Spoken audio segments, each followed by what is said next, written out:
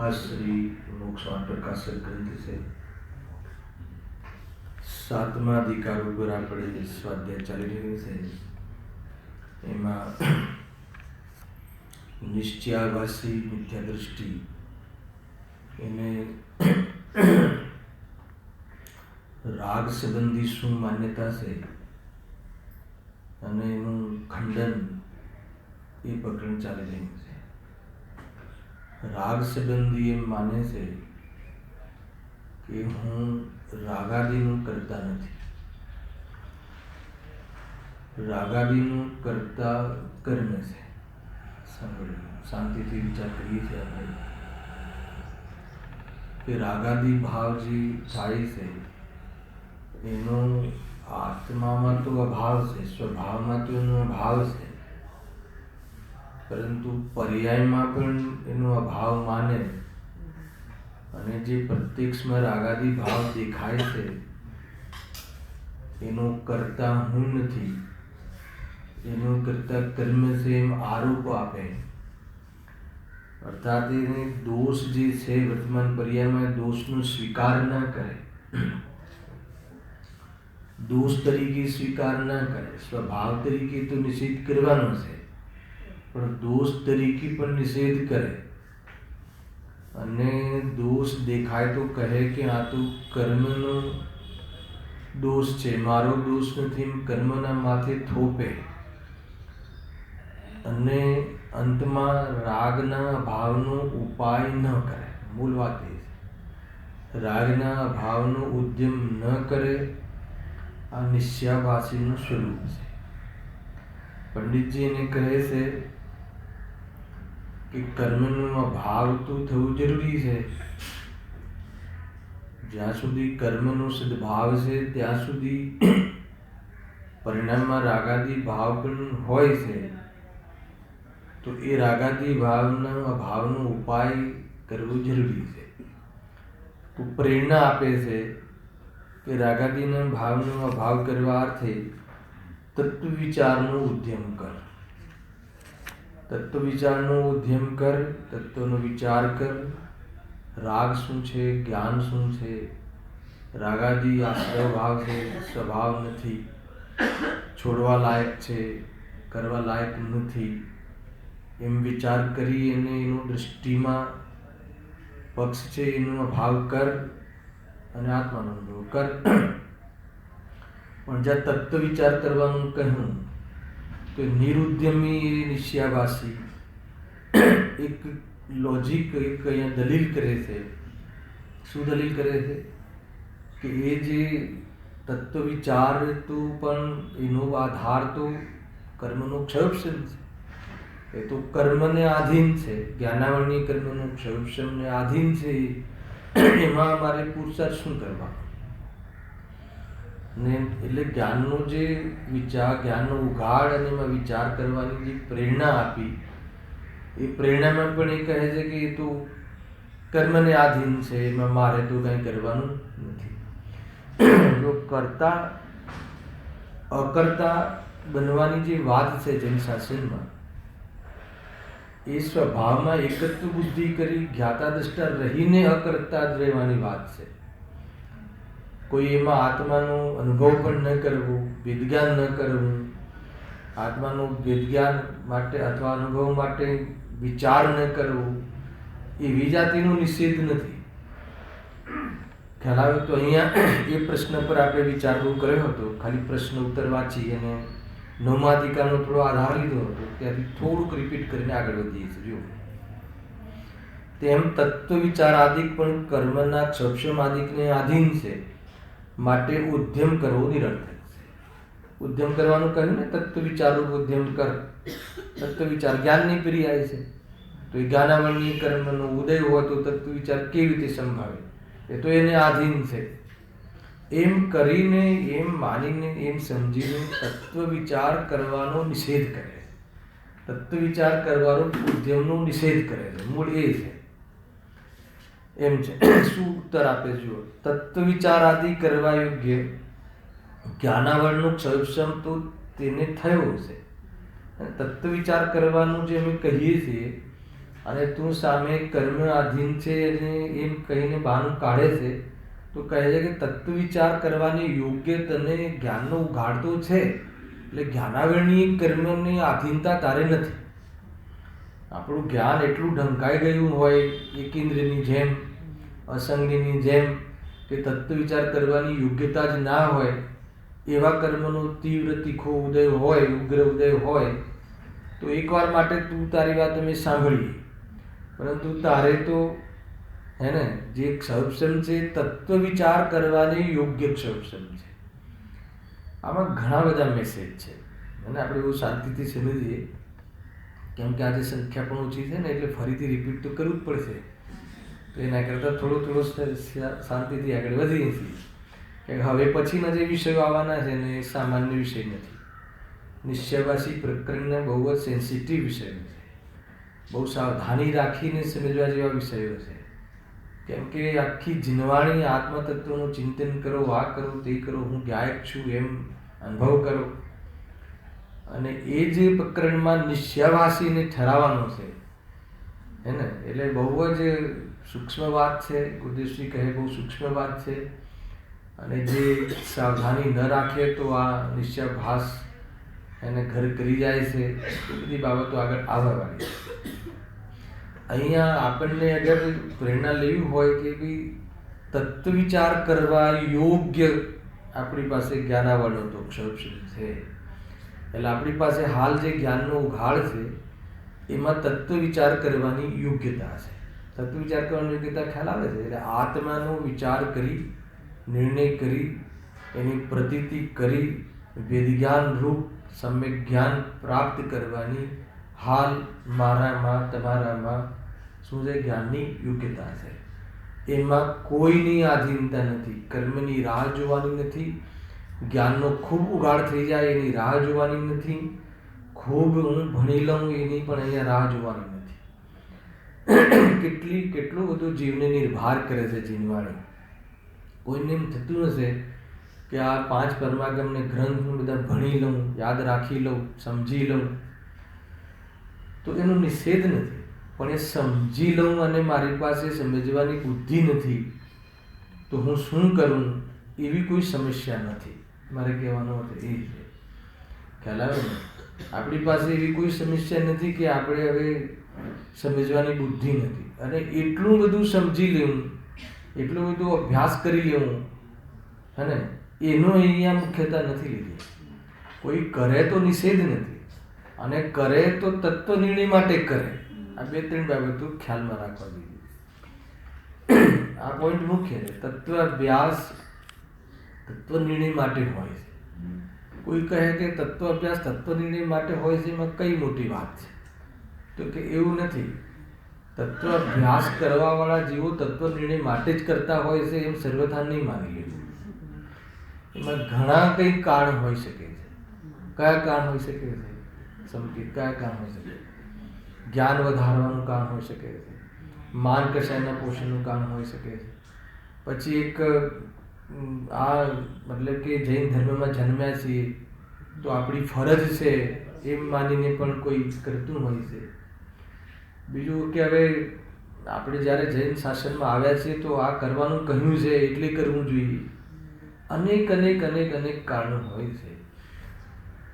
મૂળ તત્વ નિર્ણય ન કરે તો ગયો. મારે તો બતાવવું છે કે આપણું જ્ઞાન, અહીંયા બેઠેલા દરેક જીવનું જ્ઞાન, દરેક સંગની પંચીનું જ્ઞાન 80 વર્ષના થઈ ગયા હોય, યાદ ના રહેતું હોય. શું યાદ ના રહેતું હોય? આપણને તત્વોના નામ યાદ ના રહેતા હોય, સાંભળ્યું, અને કદાચિત આપણને ઘરની ઘણી બધી ચીજો ભૂલી જવાતી હોય. એવા બી અહીંયા ઘણા જીવો હશે. મારે પોતાને બી મેમરી લોસ થાય છે, એટલે ભૂલી જવાય. ઘણી વાર લીધેલો વિષય રિપીટ પણ કરી લેતો, પછી ખ્યાલ આવે કે આ વિષય ચાલી રહ્યો હોય. ખ્યાલ આવે કે નહીં? થાય છે ને મેમરી લોસ તો ચંદ્રકાંત. બરાબર. તો પણ અહીંયા કહે છે પંડિતજી, શું કહે છે કે તત્વ વિચાર કરવા યોગ્ય આપણને હાલ જ્ઞાન છે. આત્માનો અનુભવ કરી શકીએ, ભેદ વિજ્ઞાન કરી શકીએ, સ્વપરનું એને સેન્સ, સ્વપરને ભિન્ન કરી શકે એટલી સેન્સ આપણી પાસે અત્યારે ઉપલબ્ધ છે. બોલો, મજા આવી કે ના આવી? મતલબ કે હું એને કેવલ જ્ઞાની જેવો આનંદ કરી શકું એવું સાધન મારી પાસે અત્યારે ઉપલબ્ધ છે. આ બહુ સામાન્ય વાત નથી, સમજે. અને હું કામ કરી શકું છું. સૌથી પહેલા કોઈ વ્યક્તિનો કોઈ મતલબ કે એનો ભરોસો આવી જાય કે હું આ કરી શકું છું, કરવાની મારામાં યોગ્યતા છે, એ બહુ મોટી વાત છે, બહુ મોટી વાત છે. અને જો કરવા યોગ્ય તત્વ વિચાર આદિ કરવા યોગ્ય જ્ઞાનાવરણનો સંશોધન તો તેને થયો છે, તેથી જ ઉપયોગને ત્યાં લગાવવાનો ઉદ્યમ કરાવી છે. એટલે જ અમે ભેદ જ્ઞાન કરવાનું કહીએ છીએ. તત્વ વિચાર, તત્વ નિર્ણય એટલે શું? ભેદ વિજ્ઞાન.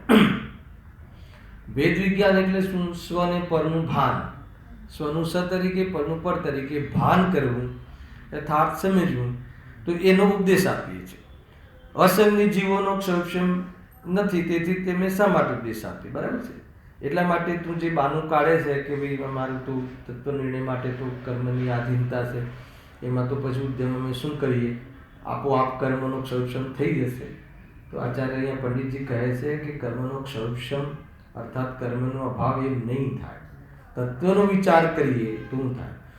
એનો આધાર આપણે થોડુંક વાંચ્યો હતો ને થોડુંક બાકી છે, ત્યાંથી લઈએ છીએ. પેજ નંબર 316 કાઢ.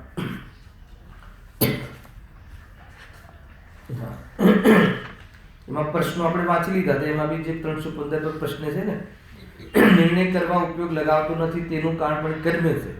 તો કહે સેમ પ્રશ્ન છે. ત્યાં બી એક પ્રશ્ન, નિર્ણય કરવા ઉપયોગ લગાવતો નથી.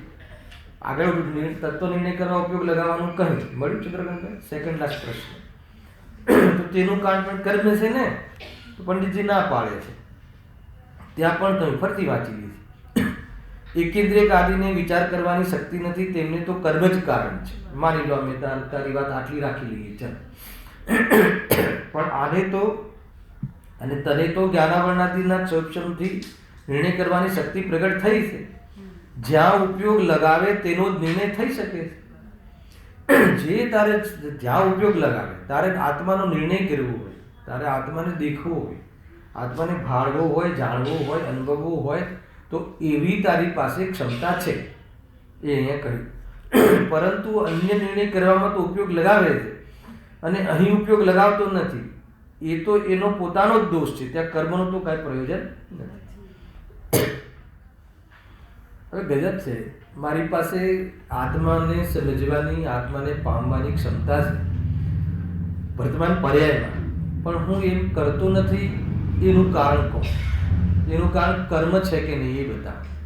તો કે નજીસ્વાય ને કોઈ કહે ને મોહનીય કર્મ છે ને, જો તો અમે તત્વનો વિચાર કરવા યોગ્ય અમારું પરિણામ તો થોડું ઢીલું પડવું જોઈએ ને, વિશુદ્ધિ તો હોવી જોઈએ ને, એમ કહે છે. મોહ તો મંદ પડવો જોઈએ ને, તો કહે તું તત્વ વિચાર કર, મોહ મંદ પડી જશે. તત્વનો નિર્ણય કર તો મોહ અતિ બંધ થઈ જશે, અને તત્વની પ્રતીતિ કર તો મોહ જતો રહેશે. અને તારે મોહનો અભાવ કરવામાં પણ તારે કર્મની આધીનતા નથી, તારે તારા સ્વભાવને આધીન થાય છે. અને સ્વભાવને આધીન થવું એ પરાધીનતા નથી. ખ્યાલ આવ્યો કે સંવર અધિકારમાં ચંદ્રકાંતભાઈ એક વક્તા, એક શ્રોતાએ પ્રશ્ન પૂછ્યો કે તમે સ્વાધીન છે, સ્વાધીન છે, સ્વાધીન છે કહો છો, તો એને પરની તો પરથી સ્વાધીન છે તો સમજમાં આવી ગયું. પરમાં પરાધીનતા નથી. આપણે પરથી તો આપણે સ્વાધીન થઈ શકીએ, પણ છેલ્લે તો આત્માની તો આધીનતા રહી ને.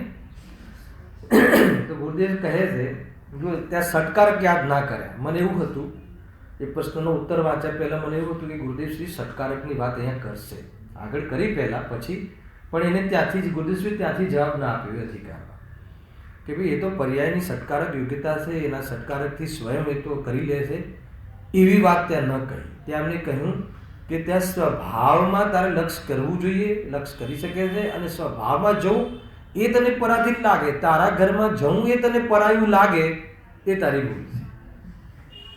બહુ અદ્ભુત જવાબ છે. હેલા પોતાના ઘરમાં જવું છે એમાં પરાયપન શાનું હોય? એવું ન કહ્યું પર્યાય એ તો સ્વાધીન છે, એક સમયની પર્યાયના પણ સટકારક ભિન્ન છે ને એના સટકારકથી કાર્ય કરી લે છે ને એમને ખબર છે, બધી નથી ખબર એવું થોડી છે. પણ કે નહીં, અહીંયા એ વાત નથી. તને જે પ્રેરણા આપવામાં આવે છે એમાં તારે સ્વભાવનું તું લક્ષ્ય કરી શકે છે, અને સ્વભાવમાં જવામાં તારે કોઈને પૂછવાની આધીનતા નથી. તમારે રાજુભાઈ તમે હું ચૈતન્ય સ્વરૂપ છું એવું તમારે અનુભવ કરવો હોય, એમાં તમને કોની આધીનતા છે? એમાં પરમિશન લેવાની છે કોઈની, કર્મની, પરની, અને સ્વમાં જવા માટે સ્વની પરમિશન લેવી પડે. એટલા માટે કહે છે કે ત્યાં સ્વની કોઈ પરાધીનતા નથી. એવો અદ્ભુત જવાબ ત્યાં એમને આપ્યો. એક બી વાર એમને કહ્યું કે નહીં એ પર્યાયના સત્કારક ભિન્ન છે, કરી લે, એવું નહીં. પ્રેરણા છે, તું તારા સ્વરૂપને જો, જાણ, અનુભવ કર. હું ચૈતન્ય સ્વરૂપ છું, એનામાં તને કોઈ અટકાવ નથી, એમાં તને કોઈ અટકાવી શકતું નથી. એવો નિર્ણય કરવામાં, એવો અનુભવ કરવામાં તને કોઈ બાધક નથી. એ રીતે અહીંયા કહ્યું. જો એના પછી કહ્યું ને કે સમ્યક તો ચારિત્રનો ઘાતક તો મોહ છે, એટલે તેનો અભાવ થાય વિના મોક્ષનો ઉપાય કેવી રીતે બને? પાછો મોહ તો નડે ને, ચલો તત્વ વિચાર બી કરી લીધો, પણ મોહની કર્મના ભાવનું નામ છે ને સંસારનો અભાવ. પણ હવે મોહનો તો ઉદય આવે છે. હવે મોહ તો હવે મોહનો ઉદય અટકી જાય તો અમે પછી મોક્ષમાં જતા રહેશું. બાકી અમારે એમાં ઉદ્યમ શું કરવું? પંડિતજી જવાબ આપે છે કે તત્વ નિર્ણય કરવામાં ઉપયોગ લગાવતો નથી, એ તો આનો દોષ છે, એમાં મોહનો દોષ નથી. પુરુષાર્થ વડે જો તત્વ નિર્ણય કરવામાં ઉપયોગ નહીં લગાવે તો સ્વયં જ મોહનો અભાવ થતા સમ્યક્તવાદી રૂપ મોક્ષના ઉપાયનો પુરુષાર્થ બને છે. થઈ ગયેલું છે. તેથી મુખ્યપણે તો તત્વ નિર્ણય કરવામાં ઉપયોગ લગાવવાનો પુરુષાર્થ કરવો, અને ઉપદેશ પણ એ જ પુરુષાર્થ કરાવવા અર્થે આપીએ છીએ. એ પુરુષાર્થથી મોક્ષના ઉપાયનો પુરુષાર્થ સ્વયં થશે. આટલી ચર્ચા થઈ ચૂકી છે, બરાબર છે, ફરીથી કરવાની જરૂર નથી. સારરૂપથી એ રીતે છે કે તું તત્વનો વિચાર કર કે પૂર્વમાં કર્મ બંધાઈ ગયા હશે તો શું થશે? પૂર્વમાં કર્મમાં ગમે એટલો અનુભાગ પડી ગયો હોય, તારા ભાવ કર્મના નિમિત્તથી દ્રવ્ય કર્મનું પણ ભાવ કર્મ હોય છે, એનામાં પણ એ પ્રકૃતિમાં પોતપોતાનો એક રસ હોય છે કે આને જ્ઞાનમાં આવરણ કરવામાં નિમિત્ત બનવું એવો રસ, અને આને અંતરાયમાં નિમિત્ત બનવું એવો રસ, એવો એનું જે ભાવ કર્મ હોય છે. પણ એ ભાવ કર્મનો અભાવ કેવી રીતે થાય છે? દ્રવ્ય કર્મનો ભાવ કર્મ, અને આત્માના જીવગત જે ભાવ કર્મ છે એમાં ન જોડાય, સ્વરૂપમાં રહે, સ્વરૂપનું ચિંતન કરે, તો જે દ્રવ્ય કર્મનો જે ભાવ છે, દ્રવ્ય કર્મમાં જે અનુભાગ છે, અને એ શું થઈ જાય છે? ડાઉન થઈ જાય છે. અને એટલો ડાઉન થઈને ઉદયમાં આવે છે કે તને તારા આત્માના અનુભવ કરવામાં કોઈ પણ પ્રકારે બાધક નથી બનતું. અને જેવી તેને પ્રતીતિ થઈ જાય છે એટલે અનુભાગ શૂન્ય થઈ જાય છે. એટલે તું કર્મની ઓરથી કંઈ લડાઈ કરતો હોય, કર્મની ઓરથી કોઈ તું અહીંયા તું ઉદ્યમ છોડી દેતો હોય તો કે તારી ભૂલ છે, તું ઉદ્યમ કર. જો આગળ એક જબરજસ્ત નિષ્કર્ષના રૂપમાં એક પેરેગ્રાફ છે. વળી તત્વ નિર્ણય ન કરવામાં કઈ કર્મનો તો દોષ છે નહીં. બસ સ્પષ્ટ આવી ગયું. કોઈ કહે કે ભાઈ ચલો એમાં બી તો કર્મનો દોષ છે, એમ કરીને બે પ્રશ્ન તો મૂક્યા. કર્મનો દોષ છે, એમાં બે કર્મ કયા? જ્ઞાનાવરણી કર્મ. તો કે ભૂલી જતું, ખોટું બોલે છે કે તારી પાસે ભેદ કરવાની બુદ્ધિ છે, ભેદ જ્ઞાન કરવાની બુદ્ધિ છે. પછી કે એને મોહ નડે છે, તો કે તું ભેદ કરવાની બુદ્ધિ છે ને એ લગા, મોહ તારું શું બગાડી લે છે અમે જોઈ લઈએ છીએ. એમ ખ્યાલ આવે? અમે જોઈએ તારું મોહ કર્મ તારું શું બગાડે છે. અરે તારા હાથમાં બાજી છે, તું તૈયાર થા, એક વાર તત્વ વિચાર કર, તત્વ નિર્ણય કર. તત્વ નિર્ણય કઈ ભૂમિકા સુધી થઈ જાય છે ખ્યાલ છે કોઈ? પ્રાયોગિક લબ્ધિમાં તત્વ નિર્ણય કરો.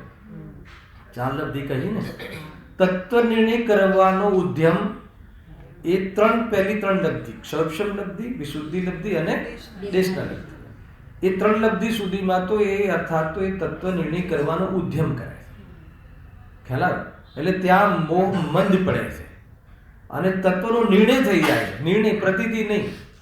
ત્યાં મોહની કર્મ 17 કોડાકોડીનું કોઈ બાંધીને આવ્યો હોય અહીંયા તો અંતકોડાકોડી સ્થિતિ થઈ જાય છે. અને એ મિથ્યાત્વ કર્મમાં એવી જાતિનો ભાવ નથી રહેતો, એવી જાતિનો અનુભાવ નથી રહેતો કે આ જીવને બહુ સતાવે, નિમિત્ત તરીકે એવી જાતિની તાકાત નથી રહેતી. એટલા જીર્ણ શીર્ણ થઈ જાય છે કર્મ. આ બાજુ તત્વનો વિચારને નિર્ણય કરવા માત્ર છે. પછી કર્ણલબ્ધિમાં જ્યારે નિર્ણયની ભૂમિકા આગળ વધે છે, એનું પોષણ થાય છે અને અંતર્મુહૂર્તમાં જ્યારે આત્માની પ્રતીતિ થાય છે તો મોહનીય કર્મ તો ઉપશમ થઈ જાય છે. તો એમાં તારે મોહનીય કર્મ તને ક્યાં નડે?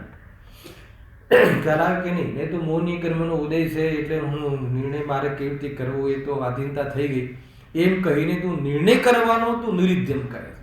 અહીંયા એ લેવું છે. નિશ્ચાવાસ કર્મ ઉપર થોપીને રાગના અભાવનો ઉપાય તત્વ વિચાર કરવાનો ઉપાય છોડી દે છે.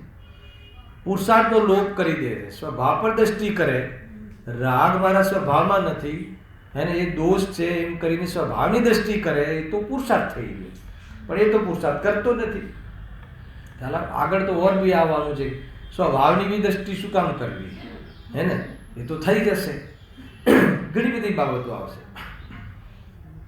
એના પહેલાનો હજી તો નિર્ણય બહુ કાચો છે કે ભાઈ, અને એ તો હજુ એમ સમજે છે કે હું ગાયક છું અને બસ એ જ વાસ્તવમાં ચિંતન કરવું એ જ તો સ્વભાવની દ્રષ્ટિ થઈ ગઈ.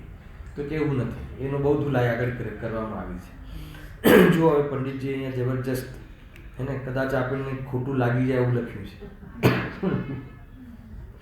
તત્વ નિર્ણય ન કરવામાં કાંઈ કર્મનો તો દોષ છે નહીં. બોલો દેહ અને આત્મા ભિન્ન છે. પ્રમિત ને હર્ષિત ભૂલ પડ્યા રાખે હે ને? તો દેહ અને આત્મા ભિન્ન છે એવો નિર્ણય મને નથી થઈ રહ્યો. એમાં કોની ભૂલ છે? એમાં કોનો દોષ છે? હું હર્ષિત નથી, હું પ્રમિતે નથી, હું ચૈતન્ય સ્વરૂપ છું એવો નિર્ણય કરવામાં કોણ રોકે છે? હે ને? પપ્પા રોકે છે? કોણ રોકે છે? જરા ખ્યાલ આવે? અરે એ હું સ્વયં એમાં રોકાઉં છું એમ કહ્યું એ કહ્યું. પણ એ તારો જ દોષ છે. તું પોતે તો મહેન્દ્ર રહેવા ઈચ્છે છે, હે ને? પોતે મહેન્દ્ર રહેવા ઈચ્છે છે એટલે દોષ બીજાના પર મઢી દેવો એનો અર્થ કે મારો દોષ નથી. હલાવે કે નહીં? એનો દોષ નથી. હું ચૈતન્ય સ્વરૂપ છું, દેહથી ભિન્ન છું એવું માનું નહીં, હે ને? પર્યાયમાં હું એવો અનુભવ ન કરું. કેમ ન કરું? કેમ કે હું તો ભિન્ન છું ને. શાસ્ત્રમાં કહ્યું છે ને આત્મા ને દેહ તો બે જુદા છે એમ કહ્યું છે. હવે ભિન્ન છું એમ અનુભવ કરવાની શું જરૂર છે? હલાવે કે નહીં? અને એ જે ભૂલ પડી રહી છે એનું શું એમ કહ્યું પંડિતજી? તો કે તો કર્મનો દોષ છે એમ કહ્યું. તો કે નહીં, એ તારો દોષ છે. સાંભળજો, એ કર્મનો દોષ છે એમ નહીં. પેલા તો એ દોષ છે. દેહ અને આત્મા એક ક્યારે નથી. રાગ અને આત્મા બે એક ક્યારે નથી. એ તો અમને ખબર છે. અહીંયા પંડિતજી કહે છે. પણ એવું તારું પર્યાયમાં જે માનવું થાય છે, રાગાદિનું પંડમન બી થાય છે ને રાગાદિકનું તને પક્ષ બી છે. ખ્યાલ એને તું આ ભાવ કરવાનો નિષેધ કરે છે અને એનો આધાર તું એ લે છે કે રાગ મારામાં છે જ નહીં. અરે મારામાં છે જ નહીં એ દ્રષ્ટિ કરવાનો અર્થ એ છે કે આ રાગાદી ભાવ છે એ ભાવ મને લાભદાયી નથી. એવું તને અનુભવવું જોઈએ, એવું તને રુચિ થવી જોઈએ. એની વાત છે. જગત છે જ નહીં એમ નહીં. નજર છે આજે તો ગુરુદેવશ્રીએ એવી જાતિનું એને વર્ણન કર્યું. આધાર વેદાંતનો લીધો અને અર્થ અહીંયાનો કાઢ્યો અને પછી કહ્યું ત્યાં એવું ભલે ના હોય પણ અર્થ એનો આવો નીકળે. શું કહ્યું છે? જાગીને જોઉં તો જગત દિશે નહીં. આ વાક્ય ક્યાંનું છે? વેદાંત વાળાનું છે. હવે વેદાંત વાળાનું અહીંયા મારે વર્ણન નથી કરવું. ગુરુદેવશ્રી એ ન કર્યું એટલે આપણે નથી કર્યું. સમજી લો. આ ક્યાંક આગળ ચાલી ગયું છે અને આ જ કથન તો આપણને સમ્યક લાગે છે. પણ એ લોકો જગત દિશે નહીં એટલે જગત છે જ નહીં એમ માને છે. એટલે ગુરુદેવશ્રી ખુલાસો કરે કે જાગીને જોઉં તો જગત દેખાતું નથી એટલે જગત છે નહીં એમ નહીં. જગત તો જગતમાં છે, પણ જગત મારામાં ન દેખાયું. અચ્છા, મારામાં ન દેખાયું એટલે જગત મારામાં ન દેખાવું એટલે શું?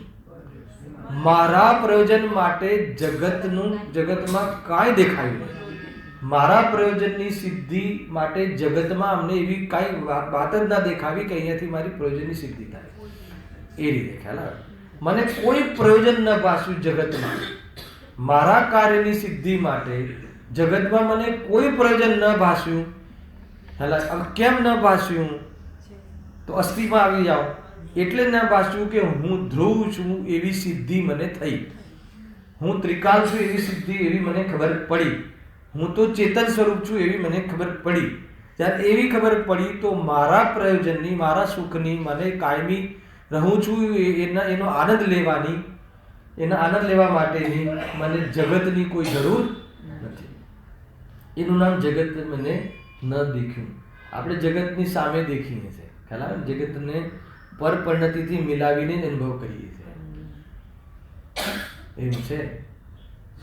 નિખિલ જડતા તો દિખતી સપ્રાણ ચેતના આપણે છે.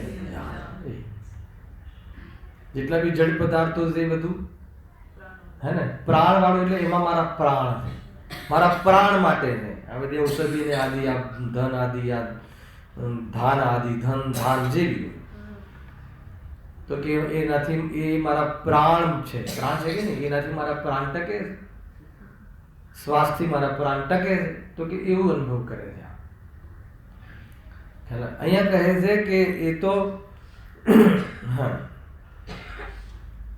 તું પોતે જ મહેનત રહેવા ઈચ્છે છે અને પોતાના દોષ કર્માદિકને લગાવે છે કે બીજા રાગાદી ભાવ જે છે ને એનો કરતા હું નથી. એનો કરતા કોણ છે? પહેલા તું એને દોષમાં અને એનું ભાવ ભેદ જ્ઞાન કરીને સ્વભાવને જોઈને, ભેદ જ્ઞાન એટલે સ્વભાવને જોવું, અથવા આ રાગાદીને સ્વભાવ ન માનવું, બસ એટલું. સ્વભાવ ન માનવાની વાત કરી હતી અને એને તું છે જ નહીં એમ માનીને, કાં તો છે તો એ કર્મનો દોષ છે એમ માનીને તું એનાથી ભેદ જ્ઞાન કરવાનું, તત્વ વિચાર કરવાનું છોડી દે છે તો કે તારું દુઃખ બન્યું રહે છે, તકલીફ રહે છે. અત્યારે સ્થૂલ વાત ચાલી રહી છે. તમને આ સ્થૂલ જ છે, પરંતુ આ શું કહે, સ્થૂલ લાગવા છતાં એને આપણને બુદ્ધિમાં તો બહુ આ વાત ખબર પડી જાય છે કે આમાં શું આટલું સમજાવવાનું. હેલો, પણ ચિત્તમાં ક્યાં સ્વીકાર છે? અને અભિપ્રાયમાં ક્યાં આ વાતનો આપણને સ્વીકાર છે? અભિપ્રાય તો પલટાતો નથી. અભિપ્રાયને તો બહુ સુરક્ષિત રાખ્યો છે. કયા અભિપ્રાય? ખોટા અભિપ્રાયને તો કોઈ પણ પ્રકારનો ભૂલ પડવી જ ન જોઈએ. એ રીતે છે. પણ જીન આજ્ઞા માને તો આવી અનિતિ સંભવે નહીં. આ અનિતિ છે, નિશ્ચયાભાસ અનિતિ છે. ભેદ જ્ઞાન કરવાનો નિષેધ કરવો, વર્તમાન પરિણામમાં રાગાદી ભાવનો નિષેધ કરવો, દોષ તરીકે નિષેધ કરવો અને પછી એનાથી ભેદ જ્ઞાન કરવાનો નિરુદ્ધમી રહેવું, એને પ્રમાદી રહેવું. તો એ શું કહે છે? એ દ્રવ્યાનુયોગગત અનિતિ છે. અને જેને આવી અનિતિ હશે એને ચરણાનુયોગ અનિતિ ખૂબ થાય છે.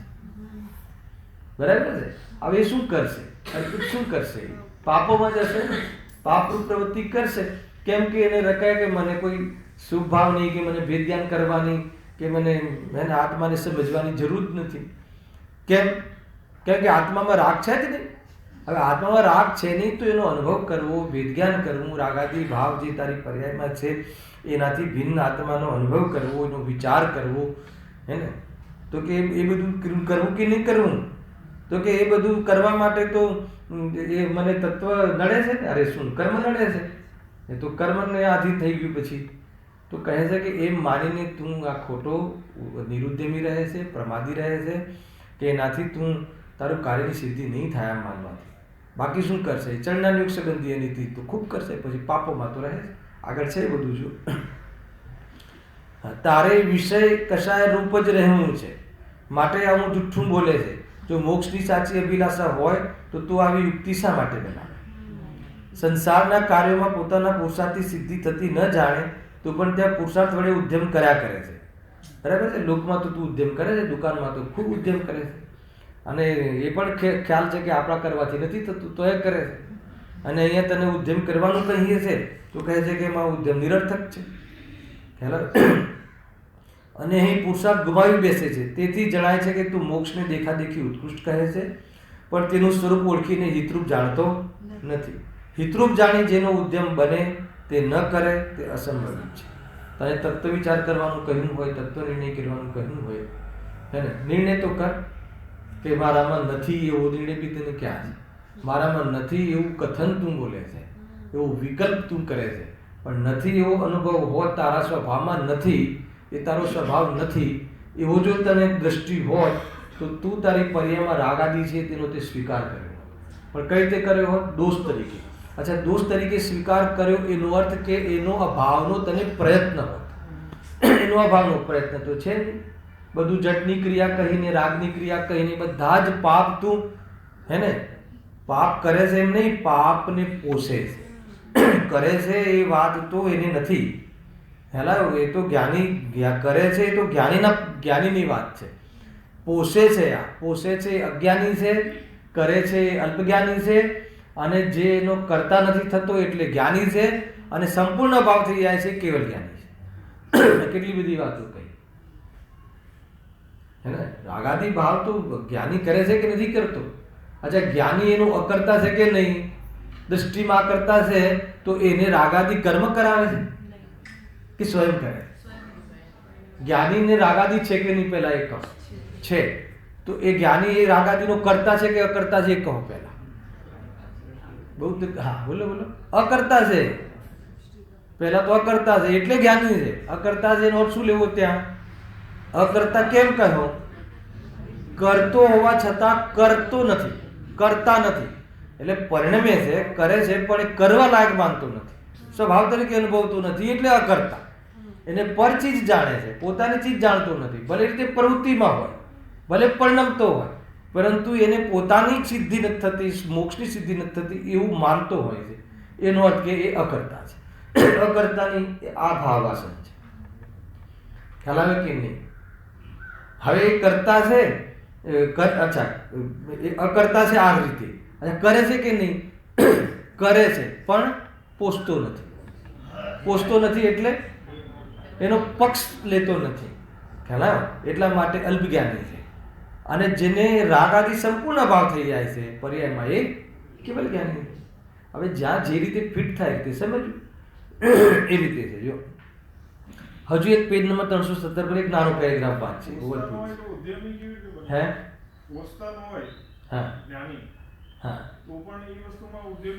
હા, એ તો કયું ફોર્મ્યુલા આપી છે અહીંયા આપણે આગળના પાનામાં આપ્યું ને. એમ કહ્યું કે પેટનું પૂછવું એ છે કે જ્યારે પોષણ નથી કરતા તો પુરુષાર્થ ક્યાં બેઠો છે? પ્રશ્ન બરાબર છે? ગુરુદેવ સમજો શાસ્ત્ર સ્વાધ્યાયને રાગમાં કરે, બરાબર? સૌથી વધારે શાસ્ત્ર સ્વાધ્યાયમાં એ જ દેખાય. હા, હવે પોષણ છે નહીં તો એટલું બધું ઉદ્યમ કેવી રીતે થાય?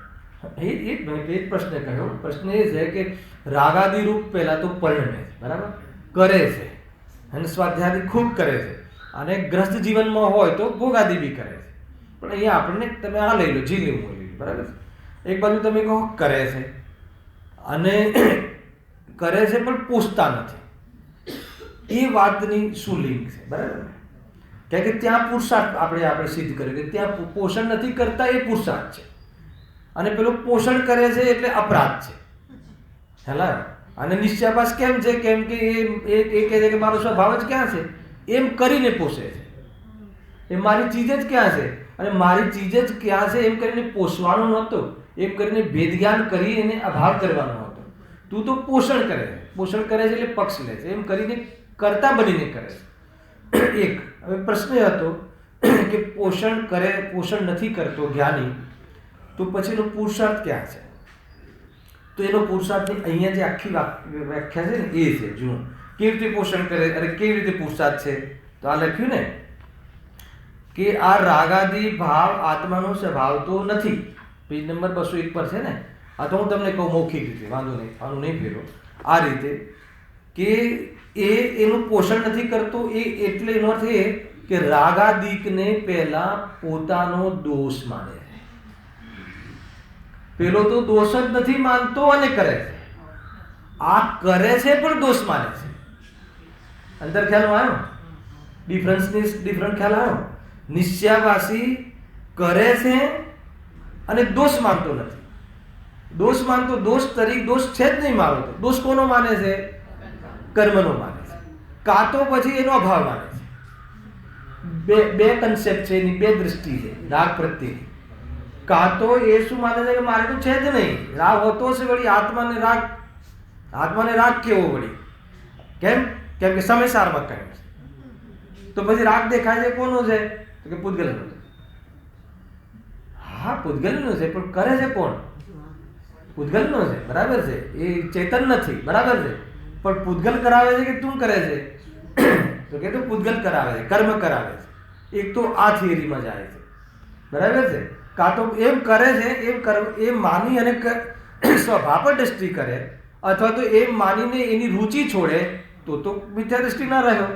પરંતુ એ માનીને એ કરે છે એટલે પોષે છે.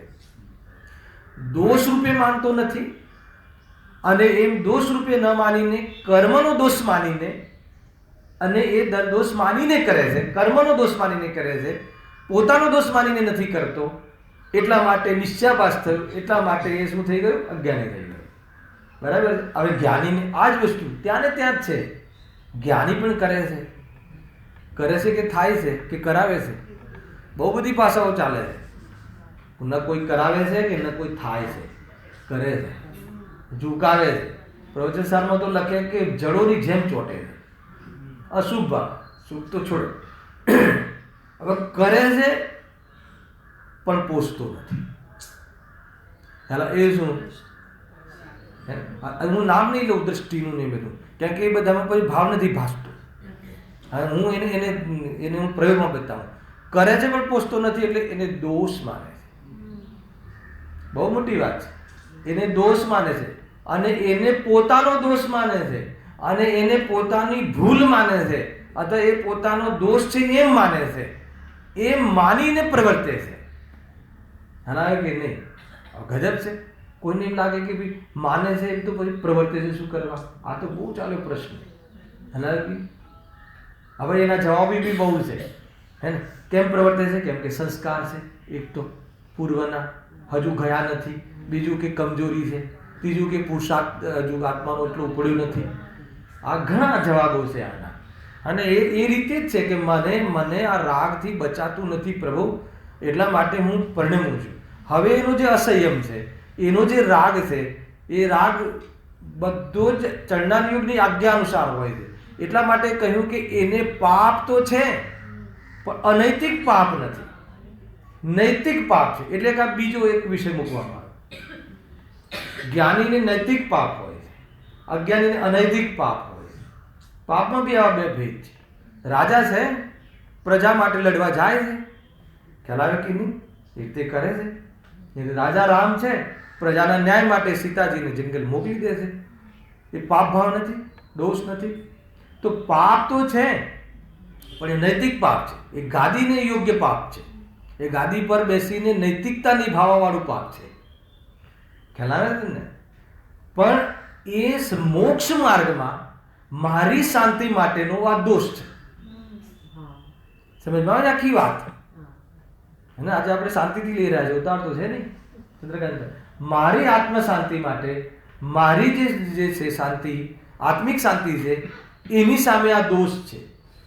એમ જ્યારે એ રીતે માને છે, એટલા માટે પોષણ ન થતા, એનો પક્ષ ન આવતા, એ તરફની ઝુકાવ ઘટે છે. એમ લખ્યું ને કે રાગ કઈ રીતે કરવું? તો પછી જ્યારે તમે કહો છો કે આત્માના છે નહીં રાગાદી ભાવ, એક તો એ કહ્યું. અને એક બાજુ તમે કહો છો કે એ આત્માના છે, અને તમે કહો છો બે ખોટી ચીજો છે. આગળ આવી ગયું તું કે રાગાદી ભાવ આત્માના છે કે પૂતગલના છે?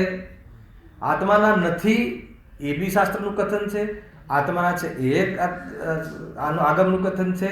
અને તમે બંને કથન પાછા પરસ્પર વિરોધી હોવા છતાં બંને વિપરીત છે એમ કહો છો. તો પછી સાચું શું છે? એના જવાબમાં આ જવાબ હતો ફરીથી, હે ને? કે આત્માના છે તો સ્વભાવ તરીકે આત્માના માને છે, એ તારી વિપરીતતા છે, હે ને? આત્માના નથી હે ને, એટલે એ તો કર્મના છે, પૂતગલના છે એટલે કર્મના છે, અને પર્યાયમાં હાલ છે જ નહીં એમ માને એ વિપરીતતા છે. આ રીતે બંને વિપરીત છે. તો સાચું શું છે? તો સાચું તો એ છે કે મારી પર્યાયમાં ભગવાનની ભક્તિનો ભાવ, ભોજનને ભોગવવાનો ભાવ, આ જે ભાવ આવે છે એ ભાવ આવે છે શું છે? આવે છે, હું એને વશ થઈ જાઉં છું. સ્વીકાર કરો, હું એને વશ થઈ જાઉં ને. હા હા, અગર જો એ દોષ ના દેખાય તો આ ભાવ કરવાનો ઉપાય શું કામ? તમને ખ્યાલ આવે છે આ વાત? હે ને, મતલબ કે એ પહેલા સ્વીકાર કેવી રીતે કરે છે? આ બંને ભાવ મને આવે છે, મને એનાથી બચાતું નથી. આવ્યું બંને ભાવ, બંને રાગાદી ભાવ, ચાહે શુભ હોય કે ચાહે અશુભ હોય. હજુ ભક્તિનો ભાવ આવે છે, હજુ ભોજન આદિના પણ ભાવ આવે છે. આવા ભાવ કોને આવે છે? અરે હું સ્વયં એને વશ થઈ જાઉં છું. જે સમયે શાસ્ત્ર સ્વાધ્યાય ચાલતો હોય એ સમયે આ શાસ્ત્ર સ્વાધ્યાય મારો હિતકારી નથી, એ ભાવ પણ ચાલતો હોય. હા, 100% ચાલતો હોય એ જ સમય. અરે આ વશ 3-3, 4-4 કલાક સ્વાધ્યાય કરે. હા, કેમ કે એને એનાથી નીચે જવાનું પરવડતું નથી. એનાથી નીચે જવાનું પરવડતું નથી, હે ને. એ અશુભમાંથી ડાયરેક્ટ શુદ્ધમાં આવવાતું નથી, અને શુભમાં થઈને શુદ્ધમાં આવાય છે. એટલે એટલું દૂર જવાનું પોસાતું નથી. એટલું દૂર જતો બી રહે, હે ને, તો બી એને એકત્વ નથી. કેમ કે એને દોષ તરીકે, કેમ કે એ એમ સ્વીકાર કરે. આ તો સ્વીકારતો જ નથી. અરે અમને રાગ હોય, જ્ઞાનીને વળી રાગ હોય, ખ્યાલ આવે ને. જ્ઞાની એમ કહે છે કે હું વશ થઈ જાઉં છું. આ વશ થઈ જાઉં છું એ સૌથી પહેલું એનું એ જ્ઞાનનું લક્ષણ છે. એ જે વસ્તુ જેવી રીતે જે સ્વીકાર કરવો એ સમ્યક જ્ઞાનનું લક્ષણ છે. ખ્યાલ આવે? અરે પ્રવચન સારમાં ગુરુદેવશ્રી 93 થી 126મી ગાથાનો દિવ્ય ધ્વનિ સાર વાંચી લેજો. પહેલી વખતના પ્રવચન સારના પ્રવચનો. એમાં ગુરુદેવશ્રી કહે છે કે જે રાગને રાગ આદિનો ભાવ જે એનો કરતા હું છું એમ માનતો નથી, અને આ હું વશ થઈ જાઉં છું એમ માનતો નથી, એને 3 કાળમાં દ્રવ્ય દ્રષ્ટિ ના થઈ શકે. આવું સ્વયં લખ્યું. અને હું આજે તો લાવ્યો તો ગ્રંથ એનો 7મા અધિકાર, પછી જોશું નેક્સ્ટ. બહુ બધી બાબતો હવે બહુ આગળ ઘણી બાબતો આવશે. બની શકે કે આપણે જે વિચારી રાખ્યું છે, અને ખરેખર આપણે જે વિચારી રાખ્યું છે એ પણ આગમ અનુકૂળ જ છે. પણ આગમ અનુકૂળ હોવા છતાં, કેમ કે પંડિત છે ને આ તો, આ જે મોક્ષમાર્ગ પ્રકાશકમાં 7મા અધિકારનો જે પ્રશ્નકાર છે એ પંડિત છે. પંડિત છે એટલે બધું જાણે છે, પણ એને મર્મ ખબર નથી, એને એનો પ્રયોગ ખબર નથી, એટલે ભૂલ રહી જાય છે. એટલે સૌથી પહેલા શું કહ્યું આપણે? વાત એ હતી કે પુરુષાર્થ ક્યાં આવ્યો? કરે છે ને, તો કરે છે તો એક બાજુ તમે કમજોરી કહો છો, તો કમજોરી બી છે એ વખતે પુરુષાર્થ ક્યાં છે? પહેલા તો પરિણમે છે ને ચંદ્રકાંતભાઈ, શુદ્ધ ઉપયોગમાં તો છે નહીં. આજે પરિણમે છે એ પુરુષાર્થ છે, પરિણમે છે કમજોરી છે. તો કમજોરી છે તો પછી, અને એક બાજુ તમે કહો કરે છે, કમજોરી છે, અને ત્યાં પોષતો નથી એ પુરુષાર્થ છે. એના પર આવું છે. પોષણ નથી કરતો એ પુરુષાર્થ છે. એટલે તમે જે કહ્યું એ પેલું કે દ્રષ્ટિમાં લેતો નથી, પણ એ કથનમાં જ આપણને કથનમાં આવી જાય છે, આપણને એનું ભાવાસન નથી થતું. એટલે હું આ ખોલવાનો પ્રયોગ અહીંયા કરું છું. હા હા, એ જ વાત છે. સેવે છતાં સેવતો નથી, દેખે છતાં દેખતો નથી, ખાતો છતાં ખાતો નથી, ભોગવે છતાં ભોગવતો નથી. તો ભોગવે છે શું કામ બોલો છો સાહેબ? ભૂલ પડી જાય છે. પછી ભોગવતો જ નથી કહો ને, ભોગવે છે. બે વસ્તુ વિરોધી લાગે છે, તો કે એટલા સ્યાદવાદ આવ્યું, એટલા માટે તારે સ્યાદવાદ સમજવું પડશે. ભોગવે છે એનો અર્થ શું? ભોગવે છે એનો અર્થ કે વશ થઈ જાય છે, હે ને. કોઈને આરોપ નથી આપતો કે મને આ હે ને સંસારમાં આવી ગયો છું અને અત્યારે મારે આટલા દીકરાઓ છે એટલે મને આ કમાવાનો ભાવ આવે છે. એમ નહીં કે હું વશ થઈ જાઉં છું. દીકરાઓ હોય અને કમાવાનો ભાવ દીકરાઓના કારણે આવતો હોત તો અત્યારે કોઈ તીર્થંકર કે કોઈ અરહંત હોત જ નહીં. હલાવ્યું કે હા, પેલા જે બ્રહ્મચારી છે ને એટલા તો થઈ ગયા હોત ને, જે લગ્ન નથી કર્યા એવા તો થઈ ગયા હોત ને, પણ 24 તો ના હોત ને. અરે ભાઈ એવું નથી. હું જે પણ એને વશ થઈ જાઉં છું, વશ થઈ જાઉં છું એનો અર્થ કે હું ભોગવું છું. પણ આ જે ભોગવું છું એ ભૂલ છે. આ ભોગવું છું એ કોઈ ભોગવવા લાયક નથી. અને એને વશ થઈ જાઉં છું અને એ મારો સ્વભાવ નથી, એમ લખી ત્યાં. મારો સ્વભાવ નથી એટલે એ મારું જીવન નથી, એ મારું યથાર્થ જીવન નથી, જીવવાલાયક જીવન નથી. અરે એમાંથી તો મારે નીકળવું છે. એવું જે એનું અંદરમાં એનું ધ્યેય અને સ્વભાવ તરીકે એનું વલણ, એ વખતે બી સ્વભાવ તરીકે એનું વલણ, તમને એમ લાગે છે કે ગુરુદેવશ્રી જ્યારે ગાદી પર આવીને ભગવાન આત્મા અહીંયા બતાવતા હશે તો એ ખુશ હશે? તમને એવું લાગે છે? શું કહ્યું અહીંયા જ્યારે એમ કે અરે જે ખુશ થઈને બતાવે છે, જે મતલબ કે જબરજસ્ત અંદરમાં બહુ જ શું કહે છે, એકદમ રોમાંચથી બતાવે છે, એકદમ રોમ પુલકિત થઈ જાય તે બતાવે છે, તો કહે છે કે નહીં, એ જે તને દેખાય છે એ બહારની વાત છે અને અંદરમાં ગયા નથી એનું ત્યાં દુઃખ છે. એટલે આ સ્વભાવ નથી એનું ભાન છે, હે ને. અને આના રહિત અથવા જે નિરાકુલતાનો અંદરમાં જે સ્વાદ છે ને, એનો કયો સ્વાદ છે? કેમ કે આ મારી ચીજ નથી, સ્વભાવ નથી એવું જે રાહત છે, આ સ્વભાવ નથી એની જે રાહત છે. ખ્યાલ આવ્યો કે નહીં? ગજબની વસ્તુ છે ભાઈ, હે ને. આજે अस्थिरता जन्य दोष है भारी, खटकती है रागादी पड़ती. बराबर?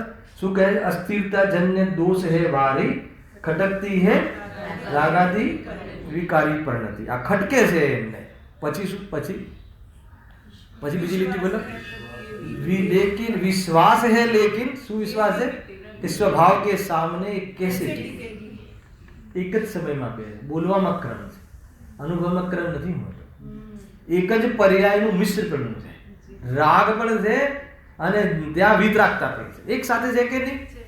અથવા 5 નંબરની પર્યાયમાં રાગ, 6 નંબરની પર્યાયમાં વિતરાગતા, એમ છે. પાછી 7 નંબરમાં રાગ, એમ છે. એક જ સમયની પર્યાયમાં રાગ અને વિતરાગતા બે છે. તો જેટલો રાગ જેટલું દુઃખ અને જેટલી વિતરાગતા છે એટલું સુખ એક જ સમયમાં બે છે. તો પછી ગુરુદેવશ્રી જ્યારે પ્રવચન 4 કલાક કરતા હોય એ વખતે દુઃખનું પરિણામ છે, એ દુઃખનું પરિણામ છે. આ બહાર આવી ભાવપણું છે, આ સ્વભાવ તરીકે અનુભવમાં જ નથી આવતું એ એમનું ધર્મ, સ્વભાવ તરીકે ભાવાતું નથી એનું કોન્ફિડન્ટ, સ્વભાવ તરીકે વેદાતું નથી એ એમનું સુખ, હે ને. મારું કાંઈ બગડ્યું જ નથી આના કારણે. ખ્યાલ આવ્યો? આ મારા સ્વભાવને છીનવી જ નથી શકતું એવો ભરોસો, એવો ટ્રસ્ટ, એવો વિશ્વાસ, એવું શ્રદ્ધાન, એવું એકત્વ, એવું સ્વભાવ અહમપણું. એ વખતે એ શું થયું? એ જોર, એ દ્રષ્ટિનું જોર, એ દ્રવ્ય સ્વભાવની દ્રષ્ટિ, એનું શું છે? ધર્મ છે. એ વખતે પુરુષાર્થ છે. અને આ જે સ્વભાવ છે, નાસ્તિથી લઈએ તો આ જે રાગાદી ભાવ છે એ પોસાતો નથી, હે ને. એમાં આવું ગમતું નથી. રાગા પ્રવચન કરવાનો ભાવ આવ્યો છે, એમાં મારું સ્વરૂપ નથી, એમાં દુઃખદાયક લાગે છે. એનું અર્થ કે એ પોષતા નથી, એ પુરુષાર્થ છે. બરાબર? અમે આખી ગુરુદેવની અંદરની રમઝટ તમને બતાવી અને એની મને આનંદ આવતો હોય અહીંયા, ના ખ્યાલ? મને તો એની મજા આવે છે. મેં તો આજે તો અર્પિતનું સભામાં ખુલાસો કરી દીધો, અને એવું એકે દિવસ ના બને કે કોઈ પ્રશ્ન હોય ને મને ક્યારે એનો જવાબ ના હોય. તો આ ખ્યાલ આવે તમને. અને એની આકુળતા હવે ભય રહ્યા કરે. કોઈ સક્ષમ વિદ્વાન આવી ગયો અથવા તમારો અભ્યાસ બહુ થઈ ગયો અને પૂછ્યું, પછીનું નીકળે હવે, એની દશા કેવી થતી હોય, હેલા.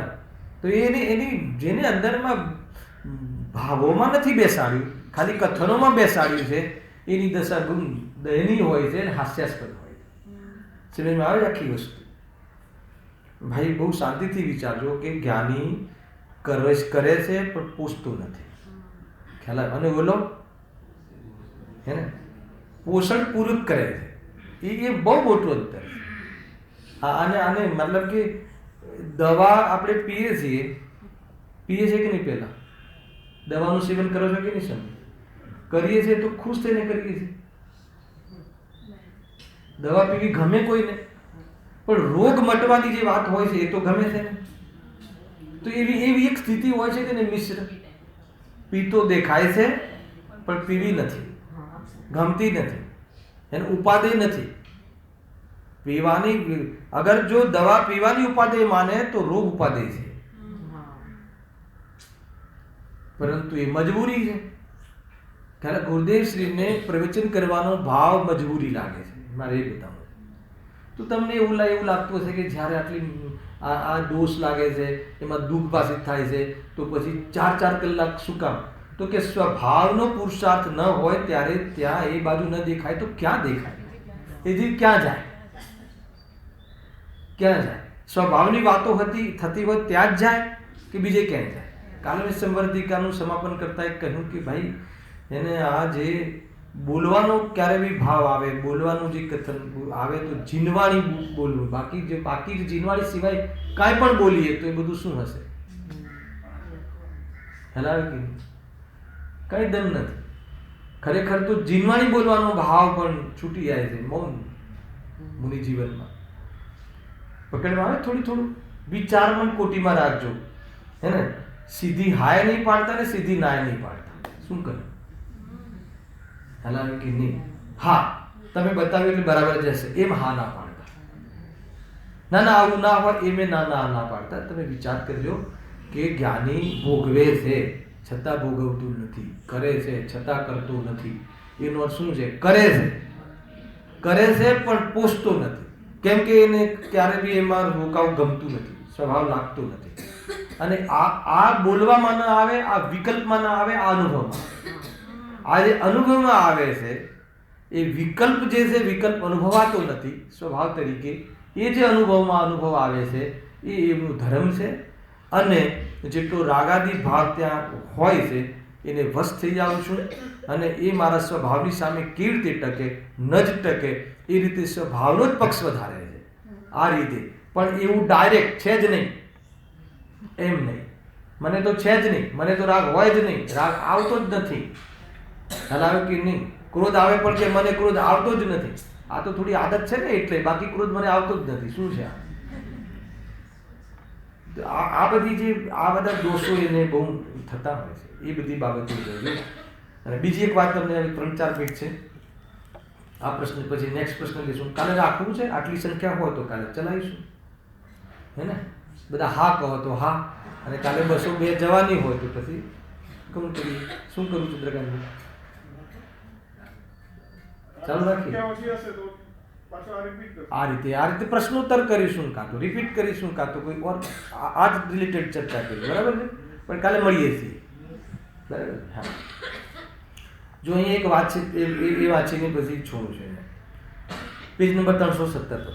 માટે જે વિચાર શક્તિ સહિત હોય, બીજો પેરેગ્રાફ, તથા જેને રાગાદી મંદ હોય તે જીવ પુરુષાર્થ વડે ઉપદેશાદિકના નિમિત્તથી તત્વનિર્ણય આદિકમાં ઉપયોગ લગાવે તો તેનો ઉપયોગ ત્યાં લાગે ત્યારે તેનું ભલું થાય. જો આ અવસરમાં પણ તત્વનિર્ણય કરવાનો પુરુષાર્થ ન કરે, પ્રમાદથી કાળ ગુમાવે. એક વાક્યમાં સાંભળજો બરાબર. અગર કાં તો મંદ રાગાદી સહિત વિષય કષાયોના કાર્યોમાં જ પ્રવર્તે, મંદ કષાય સહિત, વા કાં તો વ્યવહારાદી કાર્યોમાં પ્રવર્તે. એટલે ખ્યાલ આવે તમને? મંદ આદિ પરિણામોમાં વિષયાદિમાં બી પ્રવૃત્તિ થઈ શકે છે. અને મંદ આદિના અવસરમાં ધર્મના વ્યવહાર ધર્મમાં પણ પ્રવૃત્તિ થઈ શકે છે. અહીંયા તો એ કહેશે કે માત્ર આત્માની દૃષ્ટિના ઉદ્દેશ વગર ધાર્મિક વ્યવહાર કાર્યમાં પ્રવર્તવું એ પણ પ્રમાદ છે. એટલે આ પેરેગ્રાફ કાલે હું થોડો ખોલીશ. બરાબર છે? વ્યવહાર કાર્યોમાં પ્રવર્તે તો અવસર તો ચાલ્યો જાય છે અને સંસારમાં જ પરિભ્રમણ રહે છે. ટૂંકમાં તત્વનિર્ણય કરવાનો ઉપદેશ આપ્યો. અને તત્વનિર્ણય કરવા માટે 2 વસ્તુ જરૂરી છે બહારમાં. શું જરૂરી છે? અહીંયા કહ્યું વિચાર શક્તિ, અને આગળ લખ્યું રાગાદિક મંદ હોવા જોઈએ. બરાબર છે? રાગાદિક મંદ, મોહની મનતા નહીં. મોહની મનતા તો પુરુષાર્થમાં આવી જાય, હે ને? કશાયની મનતા અલગ ચીજ છે અને એટેચમેન્ટની મનતા અલગ ચીજ છે. 2 વસ્તુ ધ્યાનમાં રાખજો. એટેચમેન્ટ તો તીવ્ર થાય અને રાગાદી એટલા મંદ પડી જાય કે 12મા મુનિ દશા હોય. દ્રવ્યલિંગી સંતનો જન્મ ત્યાં થાય છે. શું કહ્યું?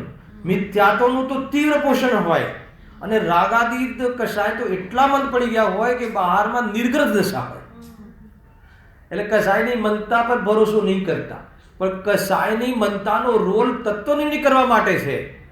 પણ એ બી તો કરે તો એમાં પણ જો એમાં ઉપયોગ ન લગાવે તો ન લાગે. હાલ એ વાત અહીંયા કાલે ખુલીને કરીશું. એક પેરેગ્રાફ છે, થોડીક પુરુષાર્થની વાતો છે, એ આપણે થોડીક ચર્ચા કરીશું અને પછી મૂળ વિષયમાં આવી જઈશું. સહેજાનંદ